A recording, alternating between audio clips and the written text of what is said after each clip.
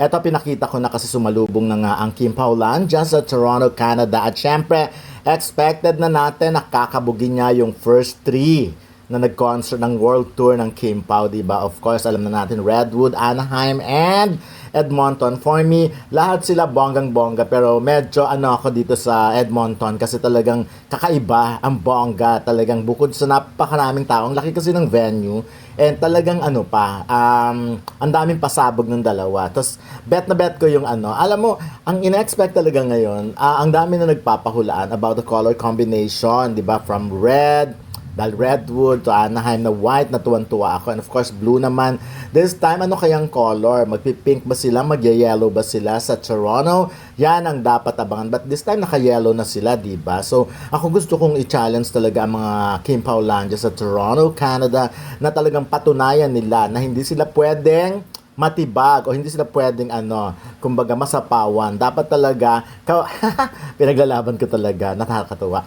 Dapat talaga pakita nila yung power nila. But of course, napakaraming Pinoy sa Toronto. Alala ko nung mga time na yun, nung nag-show ang Eat Bulaga, isa yun sa mga pinuntahan, talagang napakaraming Pinoy at napakaganda ng venue din nila. At saka ako, gusto ko dyan kasi the weather is very good, diba? Napakasarap ng weather nila. So, hindi siya nung time namin na nagpunta doon. But anyways, ayan na, for sure pinaghahandaan na to ng Kim Paulandia. Anyways, ayun na mga taga Toronto, baka naman, di ba, kailangan talaga mas pasabog. Syempre, ito ang last leg ng world tour, di ba? Pero malay natin magkaroon ng ibang concert naman sa Pilipinas. Dito naman sa Pilipinas, baka malay mo Manila or Cebu. So, ayan. Pero so far, sobrang kontento ang mga Pilipino, ang Kim Paulandia sa napanood nila sa first three dun sa Redwood, Anaheim, and Edmonton. Talagang every city, ito nga yung bansa naman sa Canada,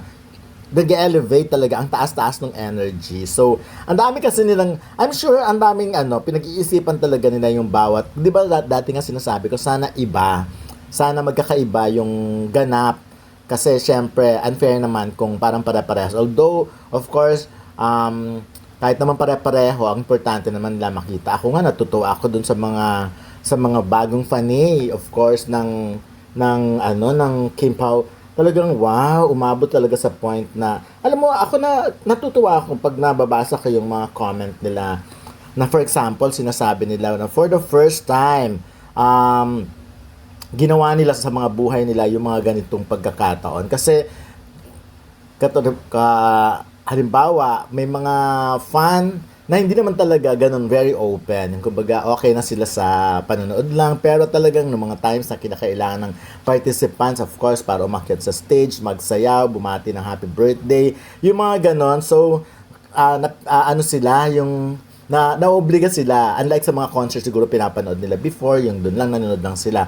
At yun, alam mo, isang bagay pa talaga na pinupuri talaga sa Kim Pao, of course, very accommodating kasi sila Kim and Paolo Avellino sa mga fans. Talagang every time na lang talaga na may gustong magpa-picture. Hindi sila yung tipong parang nag-iinerte. Di ba nakita naman natin mga ibang artista na ang arte-arte para picture lang. But with Kim Pao, hanggat kayang pagbibigyan. Kaya love na love sila ng Kim Paulandia. Kasi wala akong maipinta sa kanila. Of course, hindi naman kapintasan yung pagiging nonchalant ni Paolo. Although, for me, at syempre, for me, mas nga yun, may misteryo nga yun Tsaka talagang opposite attract talaga sila, yung isa OA, isa nonchalant. So kaya siguro bagay na bagay. But ako wish ko lang, pagpalipag, hindi natin masabi, baka naman pag silang dalawa lang, magkaiba naman sila. Si Kim naman yung medyo mahiyain, si Paolo naman yung medyo astigin. Kasi sabi ni Paolo naman, di ba, pag walang tao, very sweet siya, yung mga ganun. Eto na, effortless talaga magpakilig ang Kim Pao. Yung tipong tumakbo lang, parang nakakakuha na ng napakaraming attention. Yung tumakbo lang, nag-jogging lang sila together. Masayang-masaya na yung mga Pilipino, masayang-masaya na ang Kim Paulandia na makita silang ganon. So, it's one way of showing na talagang real na real, totoong totoo. Kasi syempre, again, effortless kasi alam naman natin pag may effort talaga ang mga tandem na magpakilig, obvious kasi alam mo if-fake, di ba? Yung ganun ang datingan. Pero sa kanila talaga, effortless na yung, sabi nga, di ba? Titigan lang, tilian lang, pag tumili lang si Kim, pag kumindat lang si Paolo, nag-beautiful eye si Paolo, caring na. So, alam na alam nila. So, ako excited naman ako for the Toronto leg kasi syempre gusto kong makita talaga kung anong kayang patunayan ng mga taga Toronto kasi ngayon pa lang 'di ba yun nakita na natin nandun na sila and for sure ang nakakatuwa kasi yung iba kahit nasa ibang city talaga bumabiyahe rin sila of course mga taga Toronto hindi lang puro taga Toronto manonood dyan marami pang dadayo dyan like for example mga nasa iba pang part ng Canada kasi ito na yung chance nila na mapanood itong Kim Pao so kasi nga syempre limited lang naman kaya hindi mapupuntahan yung mga ibang lugar. So, ayan. So, well, I just hope na pero na bang bagay kasi ako nung nag-manifest ako dati, sinabi ko na mas gusto ko yung white. Ano man ang suot nila, parang wedding ang dating. Which is nangyari talaga, di ba? Sa Anaheim, ganun agad ang nangyari. So, eto naman, sa Edmonton, yung blue naman, talagang bagay na bagay din. So, titignan natin sa last leg. Baka naman may pasilip na ito, may pa-yellow na agad na ano. Anyways, ayan, syempre, di ba, that twinning is winning na naman ang drama ng Kim Pao. Pareha sila ng outfit. Parehas talagang, sino kaya nagpe-prepare ng outfit? Of course, si Kim for sure. But anyways, ayun na. Congratulations once again sa lahat ng sa lahat ng Kim Paulandia dahil finally after ilang years ba itong pinlano, hindi pinlano, ilang years minanifest kasi naalala ko nung nandun pa lang sa studio kami sa Naranghita, yung kakastart pa lang ng AM Minin, talagang minamanifest. Actually, originally, di ba, Kim Chu dance concert sa Araneta sana. So, yun nga nagpaparinig na nga kami ni Ray sa mga producer para sa aaminin yun noon na. Kasi nga naniniwala kami sa talent. And of course, special guest si Paolo at nag-imagine na nga kami, nag-manifest na kami ng production number na pwede nilang gawin, yung magsasayaw sila together, kakanta together, yung mga ganong tipo. So, medyo hindi nangyari yun. Pero, nangyari sa ibang bansa. Kaya nung in-announce talaga na may world tour, Kim Pao World Tour, sabi namin, bongga, no? Masarap pala mag-manifest and then eventually, matutupad ang mga pinangarap mo. Maraming fans ang talagang kinikilig ngayon kina Kim Chiu at Paulo Avellino dahil sa kanilang natural na chemistry habang nasa Toronto para sa kanilang tour at guest appearances. Kaya nga sinasabing effortless magpakilig dahil kahit simpleng tinginan, asaran o pagiging sweet nila sa stage at off-cam moments, agad itong pinag-uusapan ng fans online. Nakakatuwang makita na kahit nasa ibang bansa sila, sobrang init pa rin ng pagtanggap ng supporters. Ang Toronto fans talaga ay hindi nagpahuli, punong-puno ng energy, sigawan at suporta. Kitang-kita na lumalakas pa lalo ang fandom ng Kim Pao dahil sa consistent nilang connection sa audience. Hindi pilit ang dating nila, kaya mas marami ang na-attract at kinikilig. Isa rin sa napapansin ng marami ay ang pagiging comfortable nila sa isa't isa. Kapag may tandem kasi na genuine ang samahan, lumalabas yon sa simpleng interactions pa lang. Kaya kahit walang sobrang grand gestures, sapat na ang smiles, tinginan at natural nilang kulitan para mag-trending at pag-usapan. Dagdag pa rito, malaking factor din ang loyalty ng fans. Kahit saan dalhin ang events ng Kim Pao, game na game ang supporters sa pagpunta at pagsuporta. Ang Toronto stop ay parang patunay na hindi lang local phenomenon ang tandem nila. May international following na rin silang talagang sumusubaybay. Sa ngayon, habang tuloy-tuloy ang kanilang appearances at projects, siguradong mas marami pang kilig moments ang aabangan ng fans. At based sa reaksyon ng Toronto crowd, mukhang hindi pa talaga humuhupa ang Kim Pao fever. Sa tingin ko, ipinapakita lang ng balitang ito kung gaano kalakas ang hatak ni na Kim Chiu at Paulo Avellino sa publiko ngayon. Hindi biro na kahit nasa ibang bansa sila, ganoon pa rin ka-intense ang suporta ng fans. Ang Toronto crowd mismo ay naging patunay na solid at very active ang fandom nila. Ang interesting sa Kim Pao tandem ay hindi sila kailangang magpaka-OA para magpakilig. Maraming fans ang naaliw dahil natural ang dating ng interactions nila. Kapag may chemistry kasi na effortless, mas madaling makarelate at mas nakakakilig panoorin. Kaya kahit simpleng titigan, kulitan o pag-aasaran lang, viral agad sa social media. Maganda rin itong senyales para sa careers nila individually at bilang love team. Ibig sabihin, may market sila hindi lang sa Pilipinas, kundi pati sa international Filipino communities. Kapag ganyan kalakas ang suporta abroad, mas maraming opportunities ang pwedeng dumating tulad ng world tours, international projects, endorsements, at collaborations. Pero sa kabilang banda, mahalaga rin na manatiling balanced ang expectations ng fans. Natural lang ang kilig at excitement, pero mas maganda pa rin na suportahan sila dahil sa kanilang talento, professionalism, at magandang samahan bilang artists. Sa huli, mas tumatagal ang isang tandem kapag hindi lang puro hype kundi may tunay na connection sa audience at maayos na projects. Overall, masasabi kong positive at magandang balita ito para sa Kim Pao fandom. Kitang-kita na hanggang ngayon ay lumalakas pa ang impact nila at mas marami pang fans ang naengganyo sa tandem nila. Talagang nakakatuwang pag-usapan ang balitang ito tungkol kina Kim Chiu at Paolo Avellino dahil makikita mo kung gaano kalakas ang impact nila sa fans, hindi lang sa Pilipinas, kundi pati sa ibang bansa gaya ng Toronto. Sa panahon ngayon na napakaraming love teams at celebrities na sumisikat online, hindi madaling makabuo ng tandem na talagang tumatagal at patuloy na pinag-uusapan. Pero sa kaso ng Kim Pao, parang mas lalo pang lumalalim ang connection nila sa audience habang tumatagal. Ang pinaka-nakapabilib sa kanila ay yung sinasabing effortless nilang pagpapakilig.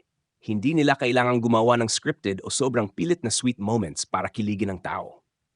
Minsan sapat na ang simpleng tinginan, natural na kulitan o pagiging komportable nila sa isa't isa para mapuno ng sigawan ang venue at mag-trending online. Iyon ang klase ng chemistry na mahirap pekein. Kapag genuine kasi ang samahan ng dalawang tao, nararamdaman yon ng audience. Kaya siguro maraming fans ang invested sa tandem nila. Napakalaking bagay din na kahit nasa Toronto sila, sobrang init pa rin ng pagtanggap ng fans. Ibig sabihin nito, hindi lang local fandom ang meron sila. May international reach na rin ang Kim Pao, lalo na sa Filipino communities abroad na talagang sabik makakita ng mga artistang Pinoy. Ang mga OFW at Filipino fans sa ibang bansa ay madalas naghahanap ng connection sa home country nila. Kaya kapag may events na ganito, todo suporta sila. At based sa reactions ng crowd, mukhang hindi sila nabigo. Isa rin sa napansin ng marami ay parang mas relaxed at masayang tingnan sina Kim at Paulo kapag magkasama. Si Kim Chiu kasi kilala na bubbly at naturally charming, habang si Paolo Avellino naman ay mas reserved at tahimik ang aura.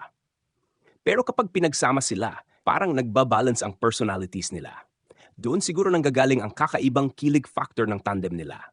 Hindi sila pareho ng energy, pero swak na swak ang dynamics nila. Sa totoo lang, malaking achievement na rin ito para sa kanilang careers. Hindi lahat ng tambalan ay kayang magdala ng crowd abroad. Ang ganitong klaseng suporta ay indikasyon na malaki ang tiwala at pagmamahal ng fans sa kanila. Posibleng mas marami pang opportunities ang dumating, mas malaking projects, concerts, endorsements, at baka mas marami pang international appearances. Kapag patuloy nilang napapapanatili ang magandang samahan at quality projects, posibleng maging isa sila sa pinakamatatag na tandems ng kanilang generation. Pero syempre, kasama rin dito ang pressure. Kapag lumalaki ang fandom, lumalaki rin ang expectations ng mga tao. May mga fans na sobrang invested na minsan pati personal lives nila ay binibigyan ng mali siya o meaning. Kaya mahalaga rin na manatiling healthy ang support ng fandom. Iyong masaya lang sa kilig pero may respeto pa rin sa boundaries nila bilang artists at bilang tao. Sa kabuuan, masasabi kong very positive ang balitang ito.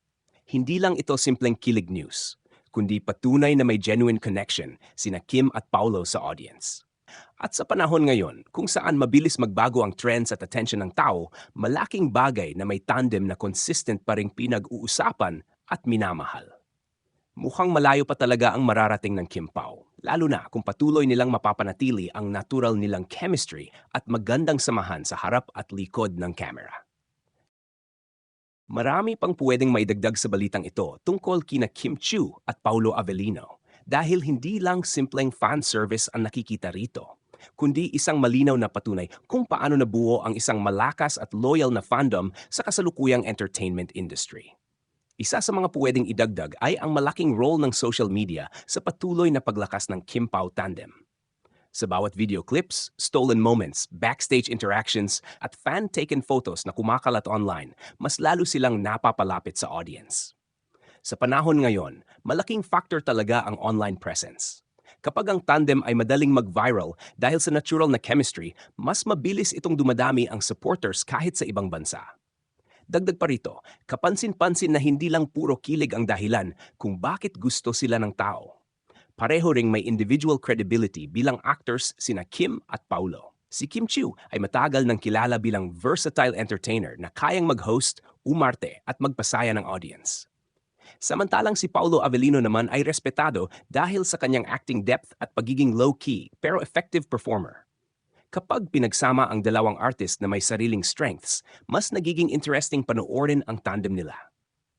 Isa rin sa napapansin ngayon ay tila mas nagiging emotionally invested ang fans dahil nakikita nilang komportable at genuine ang samahan ng dalawa. Hindi man nila direktang kumpirmahin ang anumang personal na relasyon. Iyong mystery at natural closeness nila ang lalong nagpapakilig sa supporters. Aminin man o hindi, malaking factor sa love team culture ng Pilipinas ang what if factor na gustong-gustong sinusubaybayan ng fans. Pwede ring idagdag na ang matagumpay na pagtanggap sa Toronto ay maaring maging simula pa lamang na mas malawak na international recognition para sa kanila. Kapag patuloy na successful ang kanilang overseas events, posibleng mas marami pang cities at countries ang gustong mag-imbita sa kanila. Hindi malayong maging regular silang bahagi ng international Filipino entertainment events sa mga susunod na taon. At higit sa lahat, magandang makita na kahit maraming bagong love teams at trends na lumalabas, may mga tambalan pa ring tumatatak dahil sa authenticity. Sa industriya kung saan mabilis magbago ang hype, ang tunay na chemistry at magandang connection sa audience ang isa sa pinakamahirap panatilihin. Kaya kung patuloy na magiging natural at grounded sina Kim at Paulo, posibleng lalo pang tumagal at lumakas ang suporta sa kanila. Sa ngayon, mukhang hindi pa tapos ang excitement ng fans. Habang tuloy ang kanilang projects at public appearances, siguradong marami pang kilig moments at viral reactions ang asahan mula sa Kim Pao fandom.